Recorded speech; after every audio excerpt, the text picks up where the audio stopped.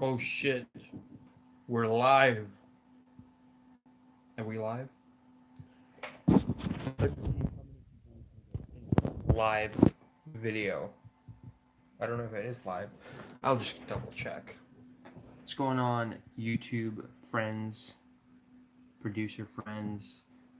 Let me just double check and make sure that I was planning for this to go up.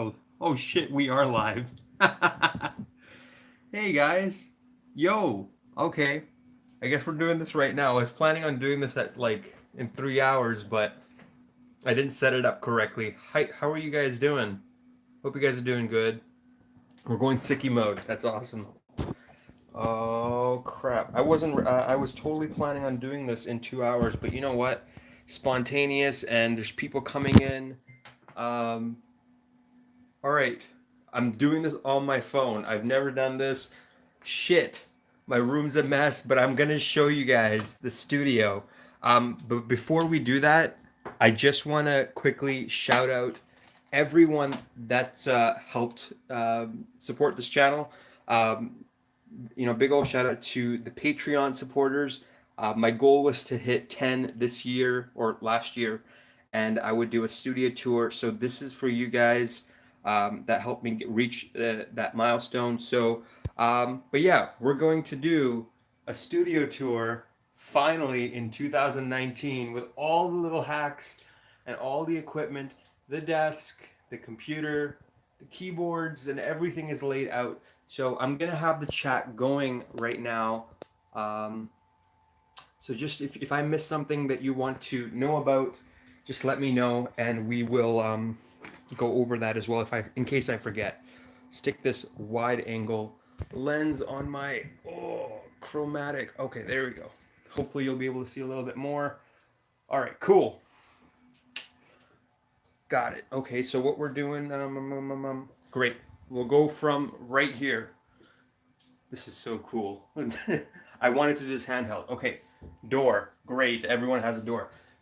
Let's start with the acoustic treatment that I have in the studio. This is the acoustic treatment that I've built myself.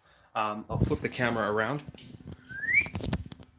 and we'll do that. Okay, so this is the acoustic treatment that I've built exactly all by myself. Basically, lumber that I found. I bought from Home Depot and built the frame. And there's actually, normally people will take the fabric and they'll wrap it around the frame of the thing and they'll cover it.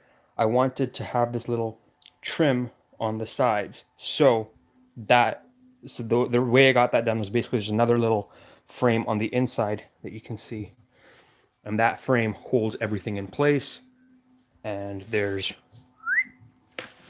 fiberglass inside. It's 4 feet thick. They're really deep, and you probably can't tell, but in my studio, it is absolutely dead silent when you walk into this place. So there's that. PC, I'm just going to turn this off. All right. And then we'll flip this back around. Sorry, guys. This is all new to me, highly new. All right. Okay. So we have the acoustic treatment. The artwork, that's just something that I have. You can get that from the, you can get it from like Ross or Winners or some store similar to that. Okay. So that's that. The lamp from IKEA. Don't exactly know what model it is, but what camera do I use? I use an Avocado to film my videos. Thank you. And then I have a guitar. This is the guitar that I use for occasional. I don't play a lot of guitar. I don't know how to play a guitar, but this is the guitar that I use. It is a Cort guitar. Flip the camera around. Whoa. Okay, so this is the guitar that I use. It's a Cort guitar, TS series, TS100. I got it from a pawn shop for less, I think around $100, but definitely less than 150. So it's a really, really cheap, affordable guitar. Les Paul has 3 pickups, switchable. Right? That's cool. Cable in case, just all set up on this little stand. And pick it up when I need it, put it back when I don't need it, and it's nice and tidy. Wow. Okay, so we got the studio lamp. This is the IKEA lamp that I have. I think it's like 20 bucks. It's not very expensive. Also, now how I vibe up the studio is basically this set of Christmas lights. You can buy them for like $3 or $4 from a dollar store. And so that's basically on the side, aesthetically pleasing when I'm using them on videos. All right, top to bottom, left to right. This is a Lego set of the Saturn V missile rocket, basically the rocket that went to the moon. Built it in around 12 hours, separated it so that I can have everything sit on this table. It's actually very, very tall. The fresh lamp that everyone seems to love. This is basically, you can get this at a website called Urban Heritage. They have a lot of different versions and options, but this is the one that I have. Next, we have like this IKEA shelf that holds a bunch of knickknacks. We'll start here. All my music production magazines, Ask Audio, Future Music, Sound Down Sound. I don't actually get physical copies of these magazines anymore. I have a digital subscription, so they're sent to my tablet. Less paperwork, better for the environment, good things. The complete ultimate box, actually don't use it for anything. I just use it to hold up my Amazing Spider-Man Madam Web edition ting. And whoa, there you go. So that's what I have that for. Then over here I have my Google Home device. This is basically my smart speaker that I use to run this whole room. Basically, I can use this to turn off the studio lamp. I can say, okay, Google, turn off the studio lamp, and the lamp will turn off. So it's very convenient in that regard. I just use this to basically power and run the studio. 2019, I'm planning on having the whole studio powered by the speaker. Basically have smart plugs turn off this light, that light, turn on the computer, turn on these lights, the TV, the speaker. Everything will basically be controlled by this. Okay, Google, turn on the studio lamp. Turns on. It's very instantaneous. Anniversary gift from girlfriend. Awesome gift from her. The Roland Jupiter or Juno JU06 is a boutique synthesizer, basically modeling the Juno 106. I use this on the samples that I create. So this is my choice of analog equipment. The chorus on this, it is awesome. There is a emulation plugin that's dope as well. Yeah, that's that. And then we come down here to the next part of the nerd shrine. So here, another gift from girlfriend, held up by the Arturia V collection. Also a dope synthesizer. The newer version's much, much, much better. And then this little knickknack. And then we have my Nimbus School of Recording Arts diploma covering my name. Don't want my people following me on Facebook and shit. So, but Nimbus is a school that I went to, music production classes, all that kind of stuff. Okay, so yeah, I went, a lot of people ask me this, did I go to music school? Yes, I spent 1 year at a school called Nimbus, School of Recording Arts. It's a great school. It's in Vancouver. Basically, what I learned in school was split up into two parts. The first 6 months was focused on the real technical side of it. The equipment, the ins and outs, types of cables, acoustics, phase, how to use a mixing board like the SSL boards that we had in school, all that kind of stuff, how to record a guitar, how to record drums, how to mic instruments. That was one of the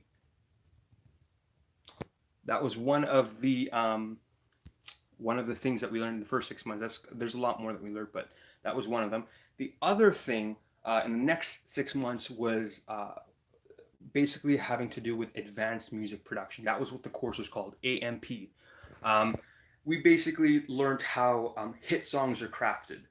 We studied music from Britney Spears, Max Martin, Dr. Luke, all these top producers in today's generation. as well as the songs from the past, from the 20s, the 30s, the 60s, oh no, not the 20s and 30s, like between the 1950 and 2000s, all the songs that were in that class projects, like remaking the hit songs of that decade. So I was, my project for that was to do the 50s, and I did Jailhouse Rock by Elvis Presley. I learned how Elvis Presley recorded to a tape machine with, I think it was like 4 tracks or 2 tracks or something, and it was all recorded in mono with real instruments, real musicians. Basically, that kind of shit taught me how they used to do recording in the olden days, which kind of gives you a leg up on doing styles like how Frank Dukes has real instruments and how he records them to an 8-inch tape machine and processes things that the way that he does. So those are the things that I learned. I definitely found it to be very beneficial to me. And if you are considering going to music school, I would also recommend that you go there as well, because education has a lot of value. So that's that little story. Sorry if that was long. Back to the studio tour. So the next thing we have are these books. So these are the books that some of these books actually I got from Nimbus, the school. So bunch of books filled with notes or something. And then we have this thing here. Someone asked how expensive was school. School was around $35,000 per year. They had other courses as well, so you could do like music business, you could do music therapy. A lot of the school was entirely focused on doing music related stuff, whether it's becoming an engineer, becoming a producer, becoming a label, all that kind of stuff. Anyway, so back here we have the books that I've read. Some of these books are straight from school. A lot of these books I would recommend that you guys read into. This is some like advanced level stuff that these books are showing you. Bob Katz Mastering. This is a dope book if you're wanting to get into the real art and science of mastering. Actually, it literally says art and science. Pro Tools. Pro Tools 101, Pro Tools 102, all that stuff. The school taught you how to run Pro Tools in a professional environment and use it to edit vocals, songs, all that kind of stuff.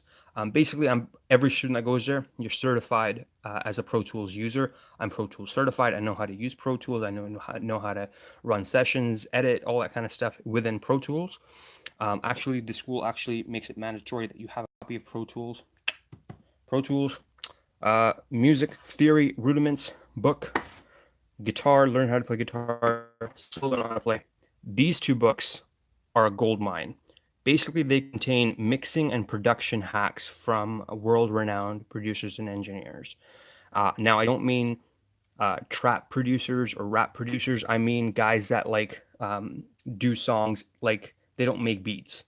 These guys like craft the perfect song using vocal production and mixing techniques, all that stuff.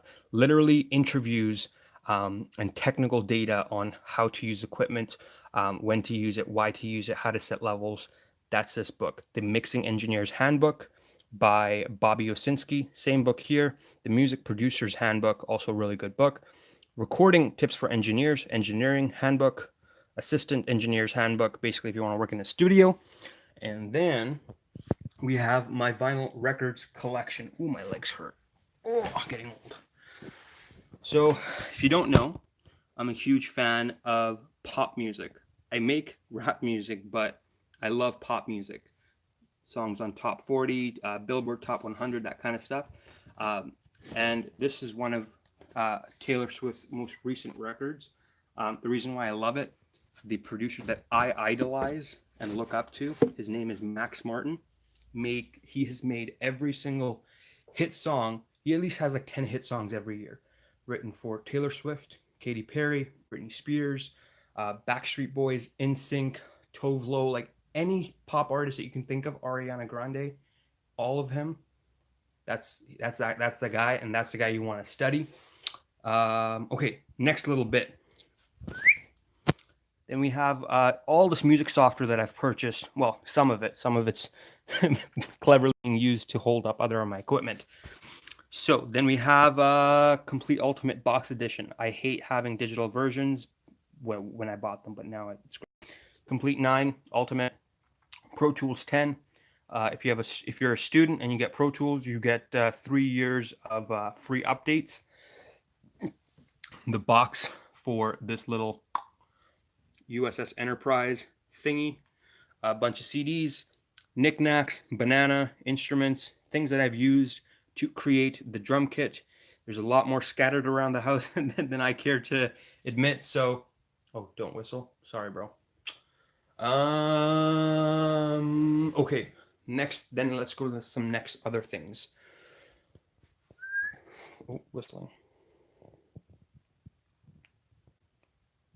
There. So now we're going to go into the keyboards that I use in the studio. So here I have the first one, the JP-08. This is a emulation of the Jupiter 8 synthesizer. The keyboard that comes separately. This is also a really cool synth to get those vintage, cool Stranger Things 80s retro samples that I make. And then I have the Native Instruments S88 Mark I. I love this keyboard. I love having a weighted keyboard in the studio for when I'm playing piano, practicing the piano, playing orchestral parts. The heavy weight of these keys makes it great to just the way it feels. I feel like I get better ideas with this keyboard because of the weight on the keys. The next thing we have, something that I don't use as often, is this Novation 25SL. The only reason I got this thing, the number of knobs and this pitch wheel. So I love using that little pitch wheel for doing the really fast solos and the fast leads and all that kind of stuff. And then, okay, next thing we have. Okay, so here we have, I'm going to show you the microphone, the desk, all that stuff. Let's actually talk about the desk because that's probably the thing that most of you guys are really interested in. The desk is custom made. It was built to my specifications by a master builder, and I mean like someone that's really good with what they do. They've been doing it for a long time. Basically, the desk, I got the idea for the desk from a studio located in Vancouver at Fader Mountain. That's the name of the studio. They had a really cool custom built desk just like this, where they had a TV mounted on the front and they had all this equipment right in within hand's reach, and they could turn any of the knobs, do any of that stuff with it. It basically has two sections, the left and the right. You have the speakers on the top.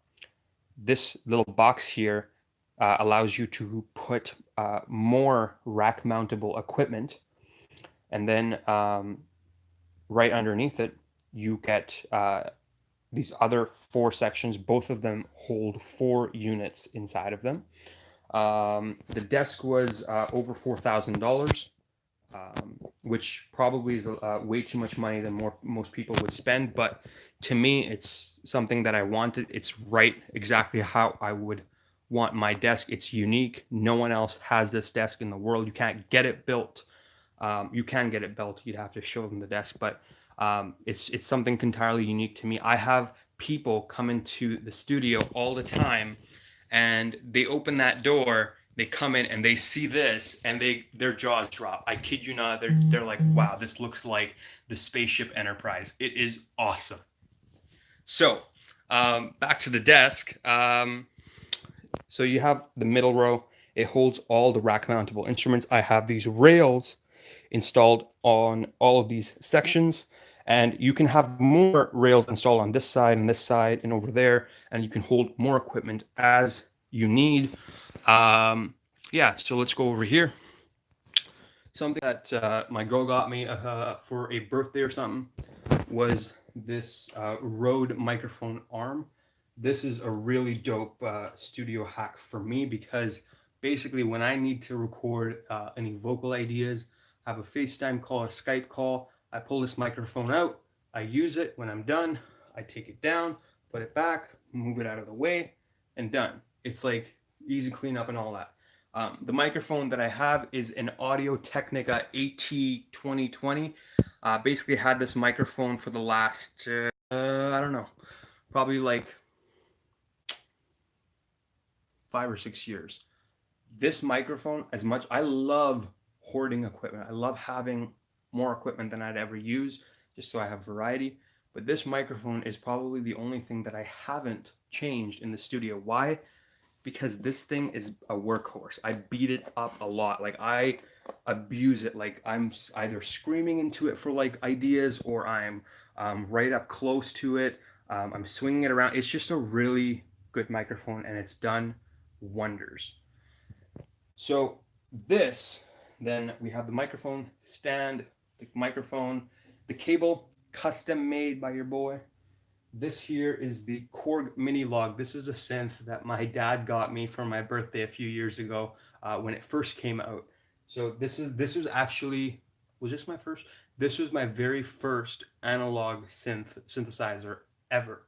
I basically got this because it's all analog, 2 VCOs, an awesome filter with a big ass knob.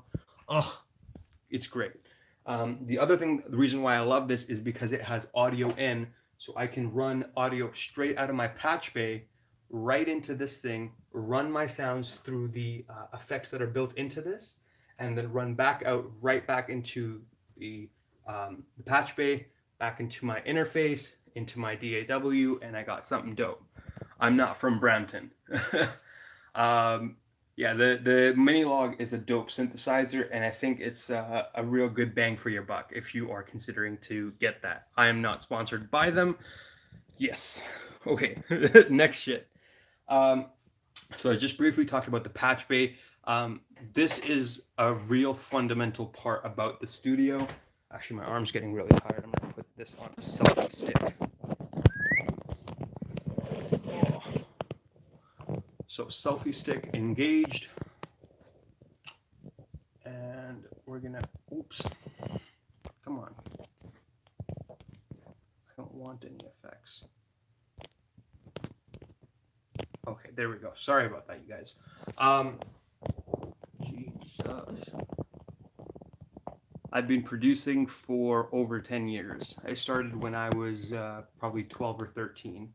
Back when they had FL Studio 10, no, FL Studio 8. That's what the last FL Studio, the first FL Studio version I ever remember using. Going back to this, patch bay, fundamental, really important to my setup. I basically route sounds from my computer to equipment throughout my desk.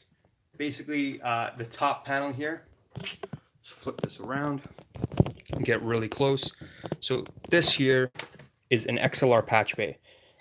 Things plug into it like the microphone, comes out the back, routes right into the top rows, the first 8 top rows, and the top rows are routed to the bottom rows, output, input into equipment over there, which I will get into very shortly.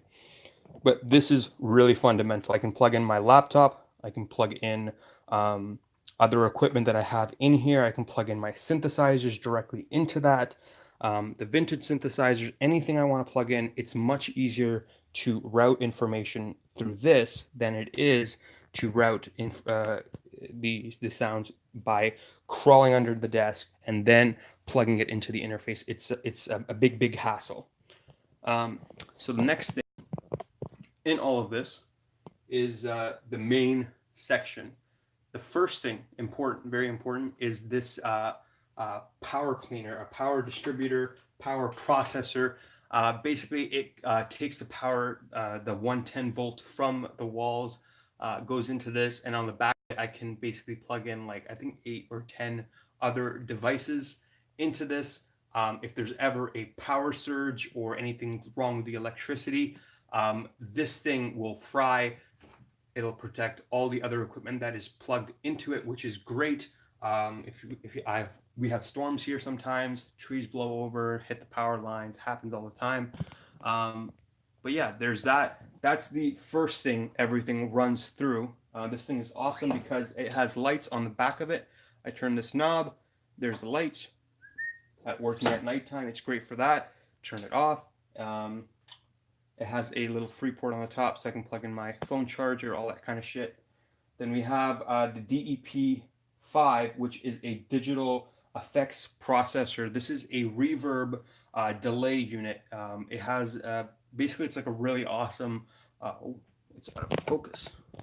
Stop it. The DEP5, basically use it to process the synthesizers, the keyboards, anything that I have. I run it through that thing if I want to have an ambience to it. Shout out to the green lens flares that are happening right there. That looks awesome. And then the interface of choice in my studio is a Focusrite Sapphire 56. It has 8 preamps, 2 of which are liquid preamps. Liquid preamp being a proprietary technology used by Focusrite, basically emulating vintage preamplifiers. That is one of the reasons that I bought this thing. The other reason is the number of inputs and outputs, and the fact that it's rack mountable means that I don't have to have basically like a small interface sitting around. It mounts in there. It's in there. It looks clean and tidy. No cables running in and out through it. But yeah, that's awesome. There's that. And then the headphones of choice that I use.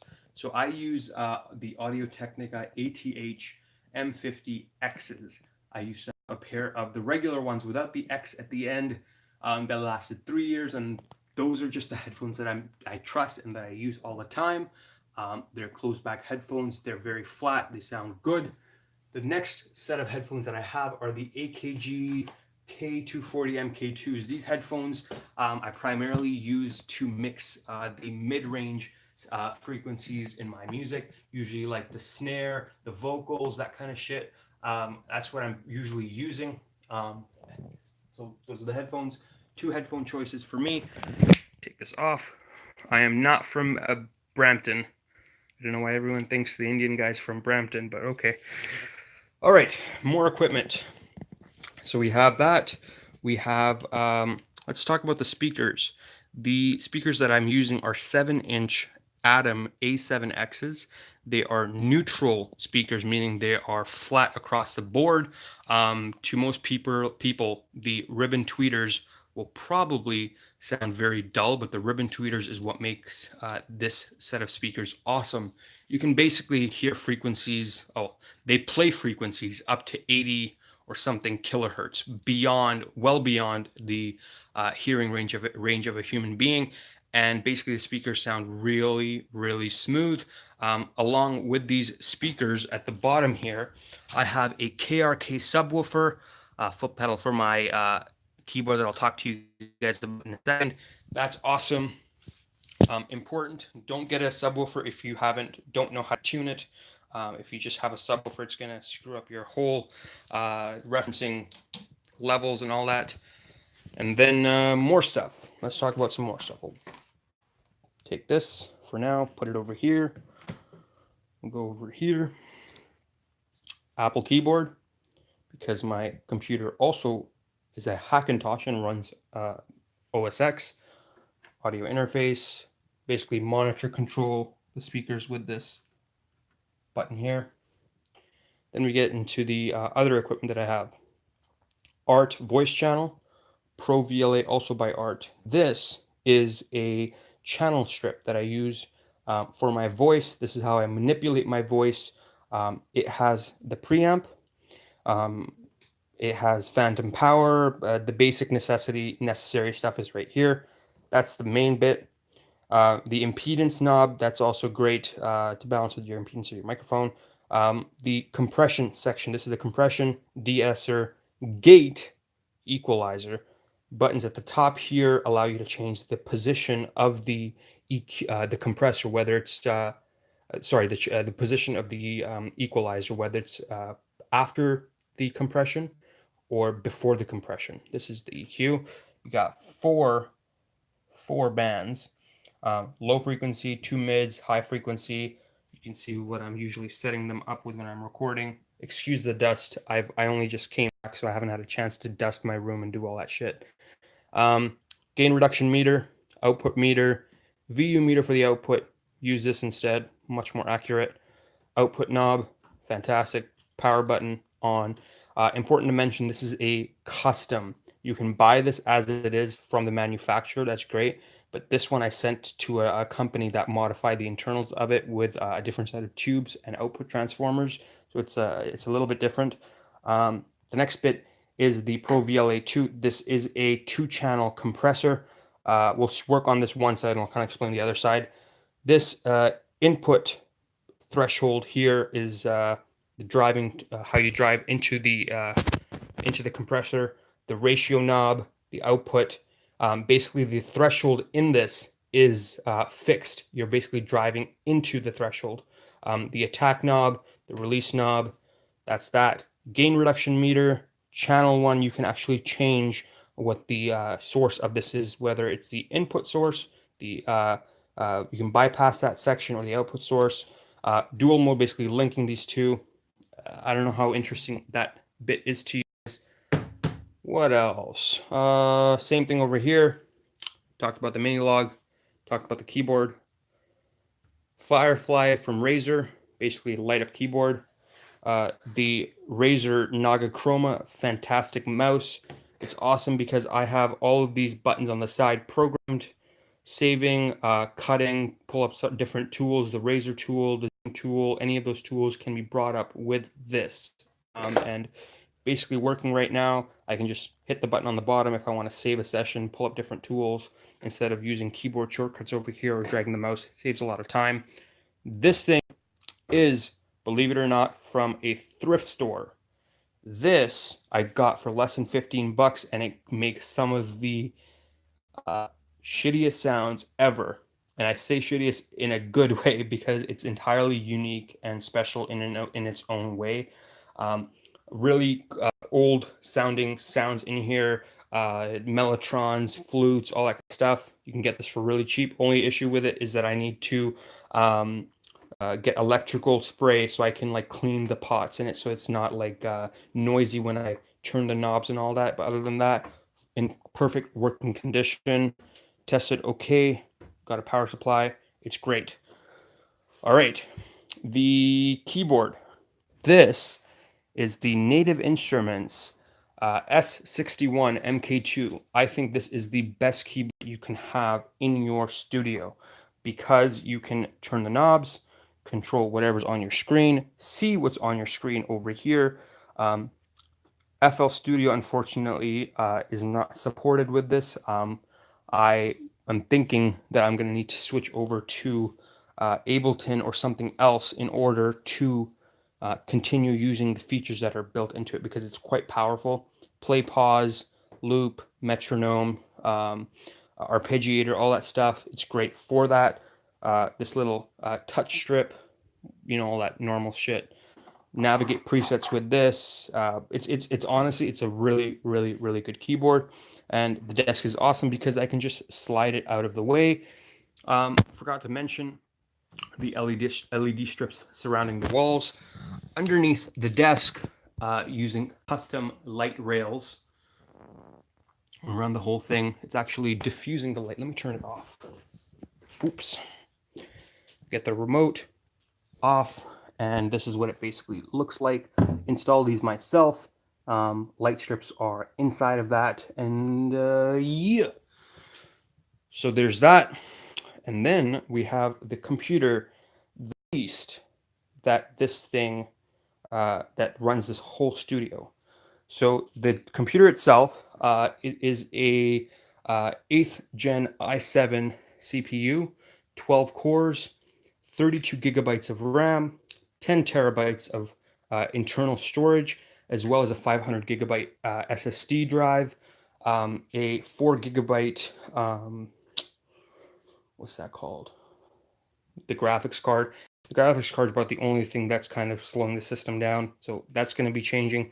And it runs a Hackintosh. It runs as a Windows machine on the SSD, and one of the hard drives runs as a Mac OS X drive. Basically, 5 hard drives, 2 terabytes each. One hard drive has Mac OS X. Another hard drive runs all my clients' files and sessions. Third hard drive has all my drum kits.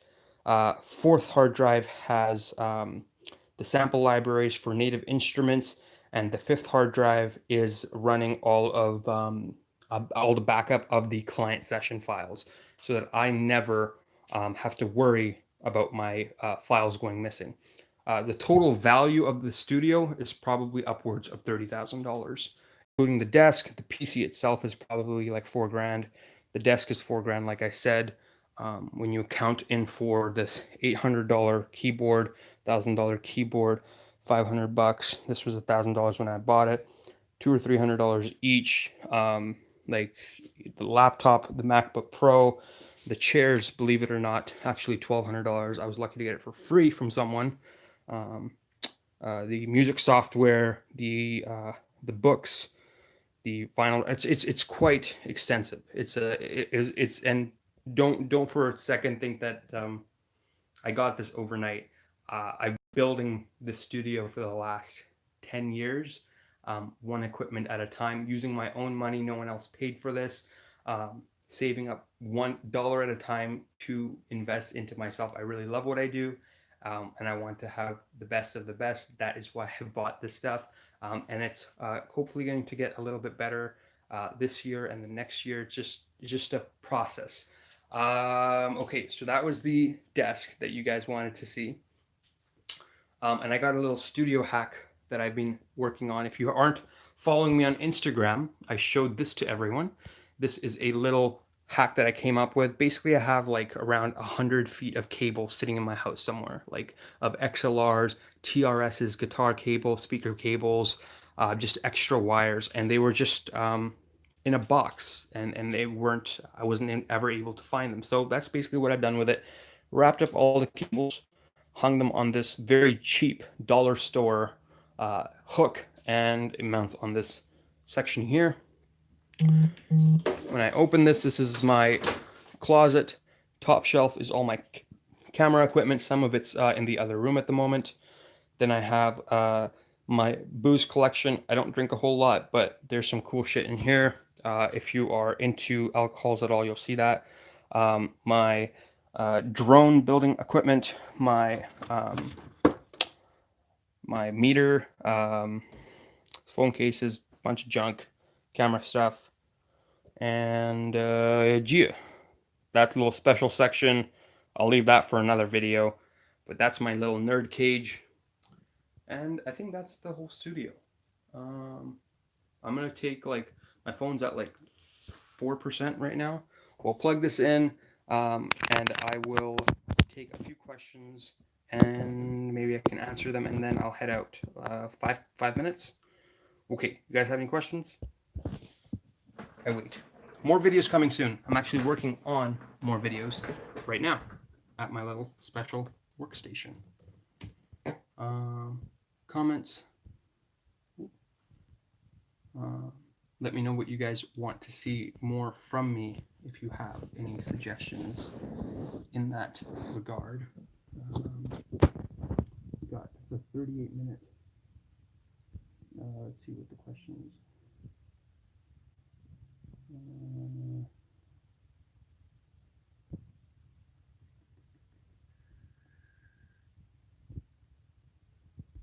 Any more questions? Halo slides in real life. I just do them in FL Studio. There's a video on that one already. Alright, you guys. No, I have not produced for a famous rapper or singer, but I have been in the studio with producers that have worked with very, very, very big artists and singers.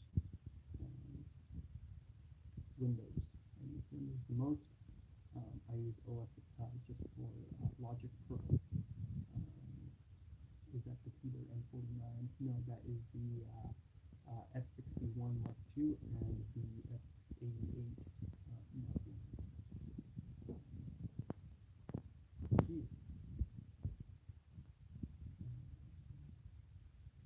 Yeah, I don't. If there's questions, I'll stay on here. Otherwise, I'll end this video and leave it at that.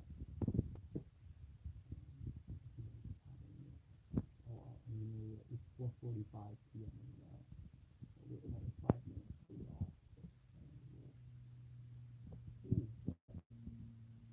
And shout out to everyone supporting the channel. We are 42 subscribers away from 5,000. So I don't know what I should do for the 5K subs, but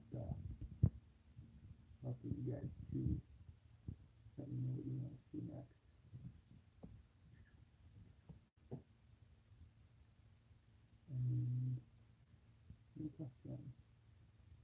fellas, I don't want to waste any more of you guys' time. The video's already 40 minutes long for a studio tour. Oh, I'm blocking the microphone. I have a video on mixing. As far as doing more videos on mixing, they'll basically, more mixing videos will be part of the future videos that I do. It'll be like beginning to end creating, mixing, mastering, exporting, all that stuff. I've got some good ideas. I have plans to do some really unique stuff that no one's thought of doing just yet. So it'll be something that you guys will definitely love, and it'll be with some very talented individuals. So that'll be good. If 2019 goes the way that I want it to do, 2020 will be even better. I have some real good ideas for this year. I'm already planning. I know what I'm doing this year, so I'm already getting ready for the next year and making that better.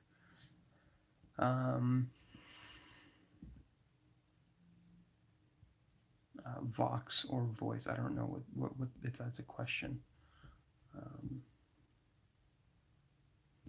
The mouse is dope. You guys will seem to like the mouse. I have a tutorial on mixing, setting levels right now. Good sound choice is more important right now. So get your sound choice, sound selection correct.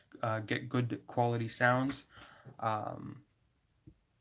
Yeah, that's the key. After anything after that is just going to enhance it that much more. Shout out South Africa.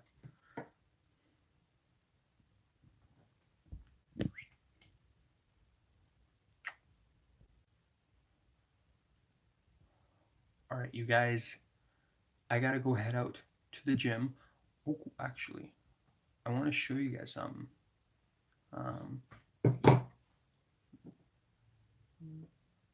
Should I show it?